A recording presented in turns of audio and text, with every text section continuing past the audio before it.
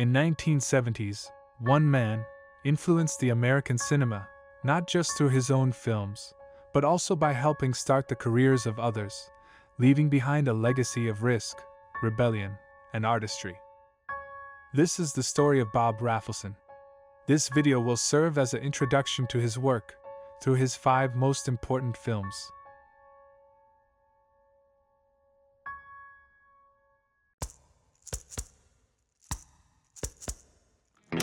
Director Bob Rafelson is regarded as one of the key figures in the founding of the new Hollywood movement of the 1970s.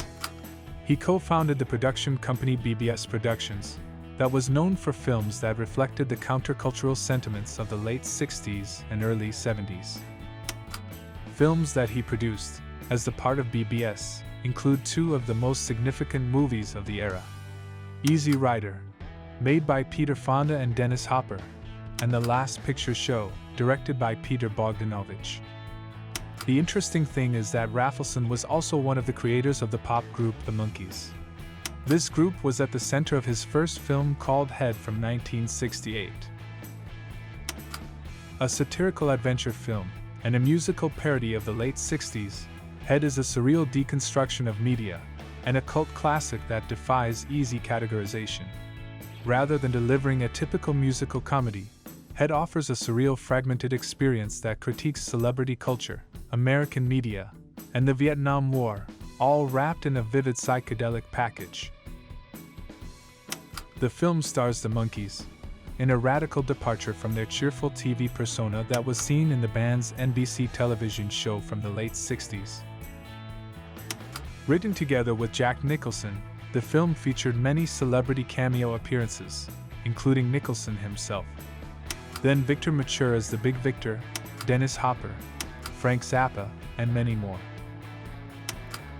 The story opens with a symbolic jumping scene, with members of the band, and continues through a series of bizarre and loosely connected vignettes. The Monkees find themselves trapped in various scenarios: a war film, a western, a factory assembly line, and even a black box that represents their entrapment by the entertainment industry. These scenes repeatedly break the fourth wall, often revealing sound stages, cameras, and disinterested directors, emphasizing the artificiality of the world the band inhabits. The film's structure is intentionally chaotic, resembling a stream of consciousness dream more than a traditional narrative. The film also incorporates actual news footage, including scenes from the war, and disturbing event with Viet Cong prisoner, forcing audiences to confront the violence sanitized by mainstream media.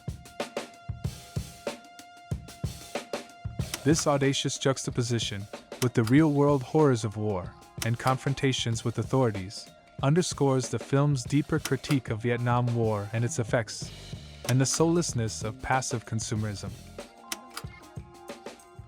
Resort in Ojai, California, is the place where the plot of the film came together.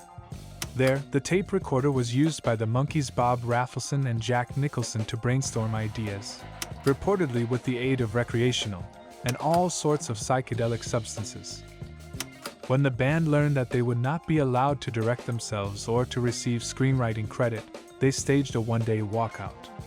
The strike ended when the studio agreed to a larger percentage share of the film's net for the group, but the incident permanently damaged Rafelson's relationship with the Monkees. While Head was a commercial failure upon release, alienating Monkees fans and baffling critics, it has since gained recognition as a groundbreaking piece of experimental cinema. In retrospect, Head stands not only as a reflection of its turbulent era, but also as a prescient commentary on the manufactured nature of pop culture, the loss of identity in fame, and the absurdity of media spectacle.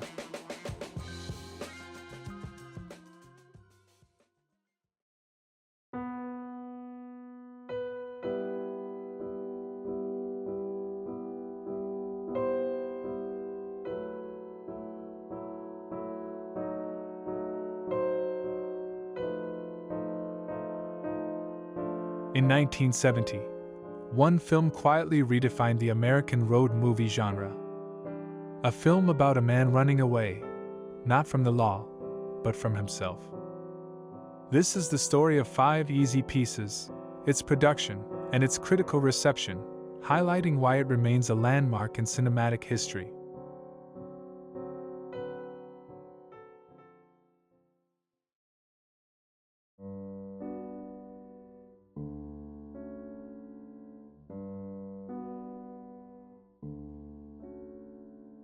Five Easy Pieces is the next film by Bob Rafelson, and it is widely regarded as one of the seminal works of the American New Hollywood era.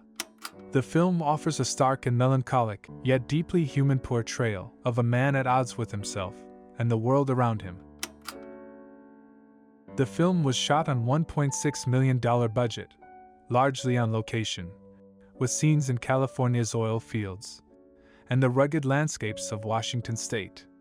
This naturalistic approach contributed to the film's raw authenticity and visually highlighted Bobby's sense of isolation.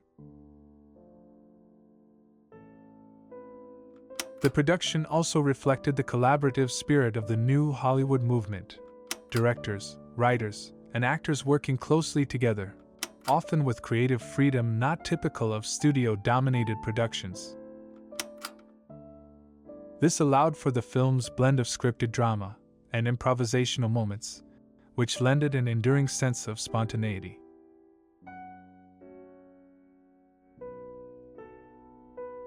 The screenplay was written by Bob Rafelson and Carol Eastman under the pseudonym of Adrian Joyce. It is likely based, in part, on director himself. The first draft of the script, before it was revised by Eastman, was described as autobiographical, and many of the clothes Nicholson wears in the film are Rafelson's own, including a black turtleneck he had owned since his college days at Dartmouth. As for the title, the film was titled after the piano exercise book of 5 classical pieces, which subtly nods to Bobby's musical past and the fragmented nature of his life. A quiet reminder of Bobby's lost talent and the fragments of a life he can't piece together. At its core, 5 Easy Pieces is a character study centered on Bobby DeP, played by Jack Nicholson in one of his most iconic roles. Having abandoned his career as a pianist, Robert works in oil fields and maintains a relationship with a waitress Rayette. During an accidental meeting with his sister, who is also a pianist, he learns that his father is seriously ill and decides to visit the family. Together with Rayette, he heads to the family estate on an island in the northwest of the USA. There, he begins an affair with Catherine, his brother's student and potential fiancée, and clashes with the family, which refuses to accept his decision to abandon his musical career. The screenplay deliberately rejected the criteria of plot tension as a structural dominant, allowing the film to develop as an observational study of character. The consequence of this approach is the fragmentation of dialogue, episodic digressions, and the dominance of music and visual elements over the plot as a whole. This kind of storytelling comes to the forefront in the famous diner scene, where Bobby tries and fails to order a plain omelet without a toast. Thus, the film reveals a man deeply discontented and emotionally restless. The moment at the end of the diner scene, where Bobby sweeps all the glasses off the table, after arguing with the waitress, was inspired by Jack Nicholson doing this himself. Just before the diner scene, there was another scene that also contributes to abolishing the opposition of main and supporting characters. When Bobby picks up 2 stranded women headed for Alaska, one of them out of nowhere launches into a monologue about the evils of consumerism. The interesting fact is that Jack Nicholson wanted Janis Joplin to have the part of that woman, but it was never offered to her. Through this kind of episodic encounters, where movie follows Bobby's journey and his refusal to fit in, the film becomes a profound meditation on identity, belonging, and the cost of personal freedom. One of the strongest moments in the film must be the scene where Bobby plays the piano, where camera slowly pans the room showing photos of Bobby's family and childhood. And then, an honest emotion ridiculed by Bobby, just further distancing himself. And there is the ending itself, one of the best ever made, where Bobby abandons Rayette at a gas station, leaving his wallet and car behind. He hitches a ride north with a truck driver, suggesting an endless journey away from all ties and toward an unknown, and perhaps empty future. So, in the end, Bobby chooses the road again, leaving behind love, family, and even his own name. An eternal search for something that may not exist. And in that search, the film found its truth. And all that, by mostly using one long shot depicting the protagonist escaping from all relationships that tied him to the story, but also from the movie itself, thereby positioning him multiple times as an outsider. The interesting fact is that Carol Eastman's original ending had Dupuy driving his car off a bridge. Rayette survives the crash, but he does not. And now about the character itself, a former classical pianist turned oil rig worker, drifting between two worlds, whose rootless blue-collar existence belies his privileged youth as a piano prodigy. Nicholson's performance in this role became a defining moment in his career, transforming him from a promising actor to a cultural icon of the era. He emerged as an icon of the alienated antihero, and a star of the American cinema of the 1970s. His acting comes to the forefront in the scene where Bobby has long monologue with his father and is confronting the past he tried to bury. But that doesn't bring him peace, and instead reveals the profound disconnect between who he was and who he has become. Nicholson would further prove himself and his talent in films such as One Flew Over the Cuckoo's Nest, directed by Milos Forman, The Chinatown, directed by Roman Polanski, The Shining, directed by Stanley Kubrick, and The Batman from 1989, directed by Tim Burton. Upon release, Five Easy Pieces received critical acclaim and quickly established itself as a classic of modern American cinema. Critics praised its unflinching portrayal of disaffection and existential drift, as well as Nicholson's compelling and nuanced performance. The performances of Karen Black and Susan Ansbach were also praised. Rafelson's drama is described by Roger Ebert as a blend of the personal films of John Cassavetes and independent cinema, whose poetics dominated American cinematography in the 1970s. He also called it one of the best American films of its time, highlighting its honesty and emotional depth. The film received Academy Award nominations for Best Picture, Best Actor, Best Supporting Actress, and Best Original Screenplay. It was also inducted into the National Film Registry of the Library of Congress. The diner scene, in particular, has become emblematic of Bobby's frustration and the impossibility of reconciling personal desires with external expectations. In the end, Five Easy Pieces remains a defining work of the new Hollywood era, notable for its spare, realistic style and deep character study. Through Bobby Dupuy's story, it captures a timeless sense of restlessness and estrangement that continues to resonate with audiences. Its innovative production and critical acclaim have secured its place among the most influential films in American cinema history.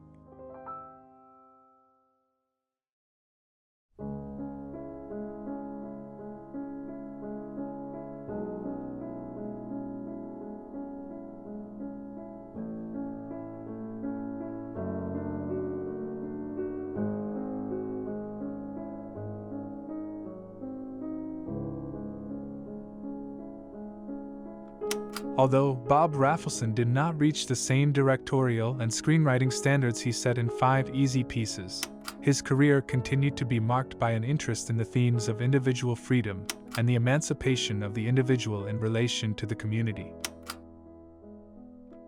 Rafelson's next film, The King of Marvin Gardens, from 1972, also deals with those themes and presents a new study of alienation and rebellion against authority, simultaneously offering a haunting reflection on dreams and disillusionment. This melancholic meditation on the collapse of the American dream is filtered through the fractured relationship of two estranged brothers, navigating the wreckage of their hopes in a decaying Atlantic City. The story follows David, a quiet, depressed, and introspective radio host who looks after his grandfather while working on a late-night radio talk show in Philadelphia. David's older brother Jason, a charming but delusional hustler with grand visions of success that never quite materialized, one day suddenly reaches out. He calls David to gloomy Atlantic City, where he involves him in his latest, shady get-rich-quick scheme. Along with his companion, former beauty queen Sally, and her attractive stepdaughter Jessica, Jason plans to open a resort on a small Hawaiian island, insisting to a skeptical David that the deal is already in place. David goes along with it, but as he uncovers the truth, he tries to talk sense into Jason, but trouble is on the horizon. Jason and the women refuse to listen, leading to a tragic lesson about the cost of superficial values like beauty and wealth, and the limits of brotherly love. The film is set apart by its moody, cold, and atmospheric tone, created with beautiful cinematography by László Kovács, known for his work on Rafelson's previous film 5 Easy Pieces, and other movies produced by Rafelson's production company. Compared to other crime dramas of the era, The King of Marvin Gardens moves slowly and introspectively, immersing the viewer in a world that feels perpetually off-season, and where the carnival has long since packed up and left. Atlantic City thus becomes a ghostly metaphor for faded dreams, a once glamorous destination now reduced to crumbling boardwalks and empty spaces. As it can be seen, the film was shot almost entirely on location in Atlantic City in the winter months of 1972. It is therefore of considerable historical significance as a visual record of the very last days of the city's classic era. Many of the grand hotels shown in the film's exterior scenes were demolished during the next few years to make way for the new generation of casino hotels that were built after the legalization of gambling. The title of the film, which originally was to be called The Philosopher King, is an ironic reference to the original version of the board game Monopoly, in which the main properties were named after locations in Atlantic City. Monopoly, a game of dreams and ownership, but ironically, the brothers are far from mastering their own destinies.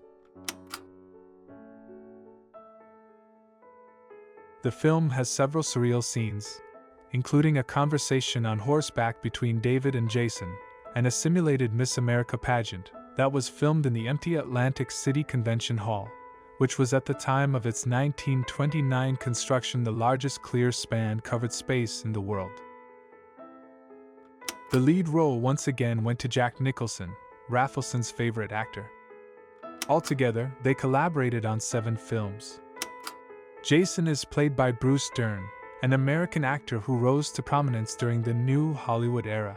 Some of his more famous roles were in The Driver, directed by Walter Hill, Nebraska by Alexander Payne, and in The Hateful Eight by Quentin Tarantino. The King of Marvin Gardens was one of the few screen appearances made by Julia Ann Robinson, who died in an apartment fire in 1975. She was only 24. The film also stars Ellen Burstyn, known for her roles in The Exorcist directed by William Friedkin, and in The Requiem for a Dream directed by Darren Aronofsky. Nicholson's subdued performance contrasts sharply with the more manic energy he was known during the 1970s. Here he plays a man who is burdened by restraint, emotionally distant, and passively observing as his brother's fantasies unravel.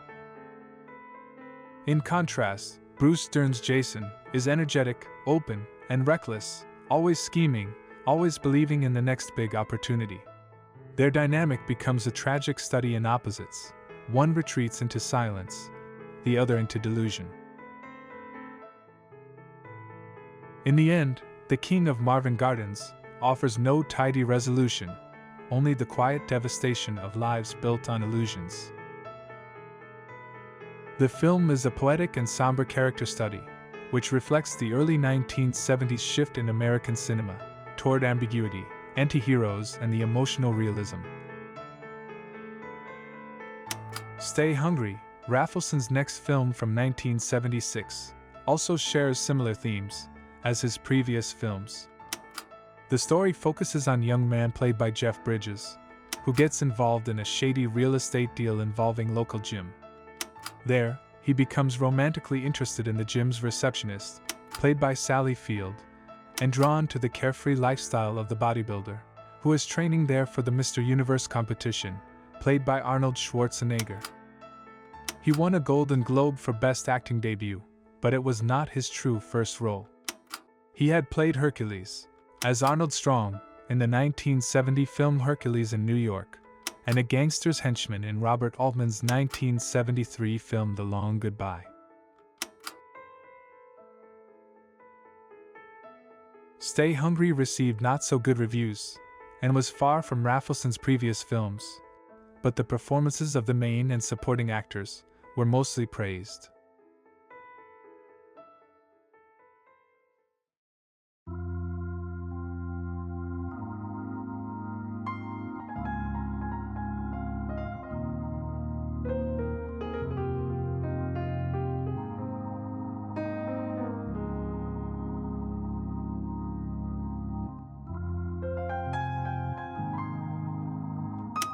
Bob Rafelson's The Postman Always Rings Twice is a dark psychological noir that revives the themes of lust, betrayal, and fatalism.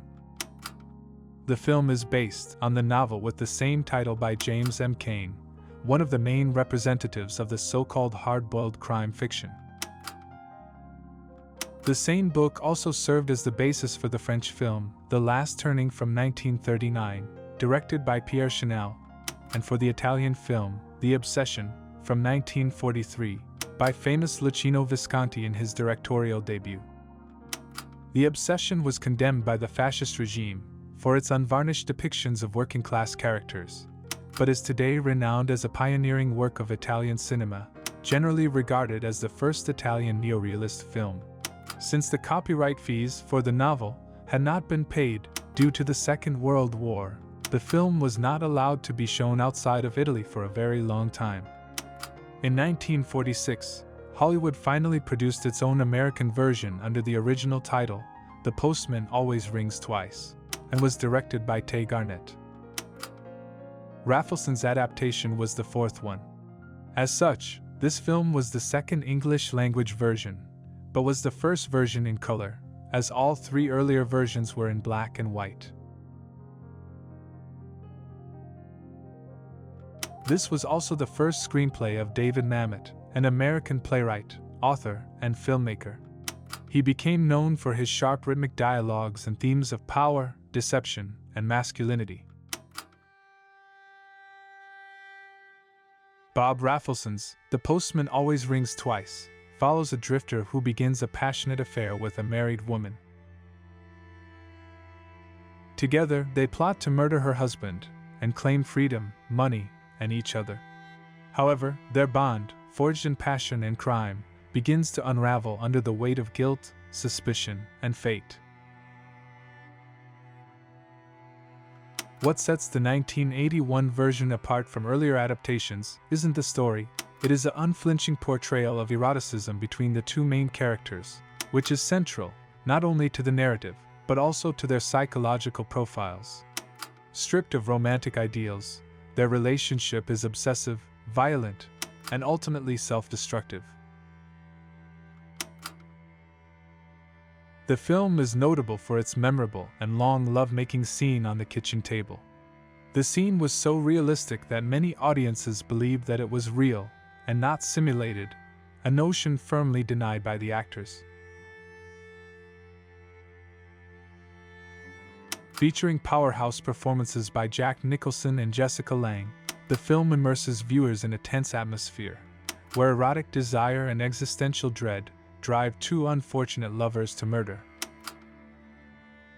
The interesting thing is that Meryl Streep rejected the part of Cora, and that Kim Basinger tested for the same role but didn't get it. Also, Elia Kazan, one of the most influential directors in Hollywood, was screen tested for the role of Cora's husband. But ultimately, John Colicos was selected for that role. The film was shot in Santa Barbara, California. This setting, sun-drenched yet oppressive, adds to the sense that something sinister lurks just beneath the surface of ordinary life. Cinematographer Sven Nykvist, known for his work with Ingmar Bergman, contributes to the film's moody atmosphere.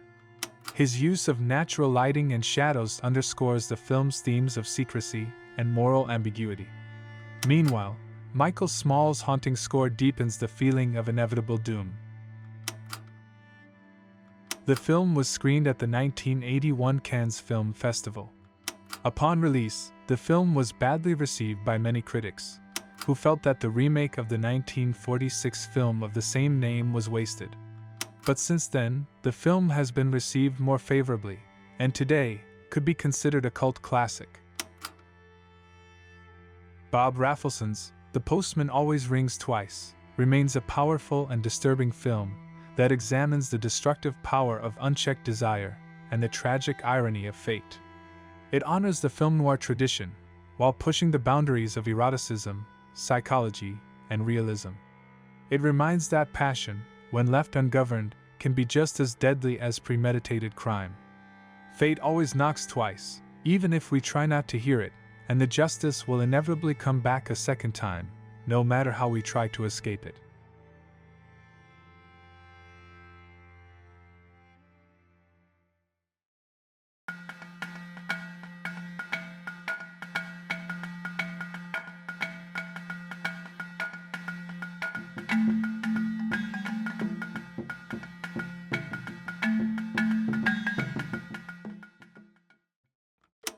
After The Postman Always Rings Twice, Bob Rafelson took a break from directing, but again became active in the late 80s. His later career included directing films like Black Widow from 1987. This erotic thriller, starring Deborah Winger and Teresa Russell, received favorable reviews and is considered a well-made film with strong performances and cinematography. He continued collaboration with Jack Nicholson on heist film called Blood and Wine from 1996, and on the film Man Trouble from 1992, which also featured Carol Eastman, the writer of 5 Easy Pieces, but was not well received by the majority of critics. But his most acclaimed film from this era was a historical adventure drama, Mountains of the Moon, from 1990. This film chronicles the remarkable journey of 2 Victorian explorers, Sir Richard Francis Burton and John Hanning Speke, as they embark on a dangerous journey to find the mysterious source of the Nile River in the mid-19th century Africa. Their expedition is filled with trials, and the 2 explorers face the most terrifying side of the African wilderness. The film was produced by Carolco Pictures, known for its ambitious projects in the late 80s and early 90s. Most of the scenes were shot on remote locations in Kenya and the UK, while the set design was meticulously crafted to reflect the period of the 19th century Africa and Victorian England. This created a strong sense of authenticity and immersive atmosphere, where the film offers a vivid portrayal of exploration, friendship, rivalry, and the clash of cultures and egos during the age of the old British Empire. Cinematographer Roger Deakins, who would later become one of the most acclaimed names in the industry, captured the African landscapes with stunning realism and grandeur. Most famous by his collaboration with Coen brothers, Deakins is often regarded as one of the greatest and most influential cinematographers in mainstream cinema. Rollerball screenwriter William Harrison is the author of the 1982 novel Burton and Speke, on which the film is based on, while the score, composed by Michael Small, added emotional depth to the film's dramatic arc. He incorporated genuine traditional African music into a traditional orchestral palette. There is also a love theme for Burton's relationship to his wife Isabel Burton, portrayed in the movie by Fiona Shaw. The interesting thing is that singer-actor David Bowie was considered for one of the lead roles. Patrick Bergin delivers a compelling performance as Burton, intelligent, eccentric, and linguistically gifted, while Ian Glenn portrays Speak as more conventional and emotionally conflicted. Thus, one of the film's central themes is the contrast between two worldviews: Burton's open-minded curiosity versus Speak's more conservative and nationalistic outlook. The expedition of Burton and Speak, marked by camaraderie and later by bitter disagreement, reflects deeper tensions about truth, recognition, and legacy. The eventual breakdown of their relationship, particularly over Speak's claim of discovering the source of the Nile, adds a tragic dimension to the narrative.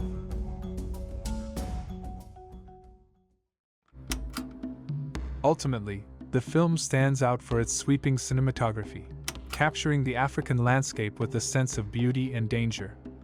It doesn't shy away from the brutal realities of colonial exploration, showing both the physical hardships and moral complexities faced by European explorers. Despite its high production value, the film had a modest box office reception but gained respect from critics for its visual style and historical ambition. In the end, though not a mainstream hit, Mountains of the Moon is a thought-provoking and visually rich film. It offers not just a story of adventure, but a meditation on ambition, loyalty, and the costs of empire. In 2002, Bob Rafelson released his final feature film, No Good Deed, a neo-noir thriller starring Samuel L. Jackson. After leaving Hollywood, Rafelson focused on raising his two sons with his second wife. He lived in Aspen, Colorado, and was known for his love of the area and its wilderness. He died from lung cancer at his home on July 23, 2022, at the age of 89. Rafelson's collaborations, particularly with actors like Jack Nicholson, with whom he collaborated on 7 films, produced some of the most enduring moments in 1970s filmmaking, especially on film 5 Easy Pieces. After the film Stay Hungry, Rafelson never again managed to set high creative standards as before. Rafelson has been honored at numerous international film festivals, and his contributions to American cinema extend beyond his most recognized works. They reflect a restless creative spirit that helped shape the new Hollywood era. His films, often marked by psychological complexity, emotional ambiguity, and a quiet rebellion against mainstream narrative conventions, offer a deeply humanistic portrait of characters caught between personal desire and cultural constraint. Though his name may not always top the lists of celebrated auteurs, Rafelson's influence is undeniable, and his work continues to resonate as a bold testament to the power of character-driven storytelling.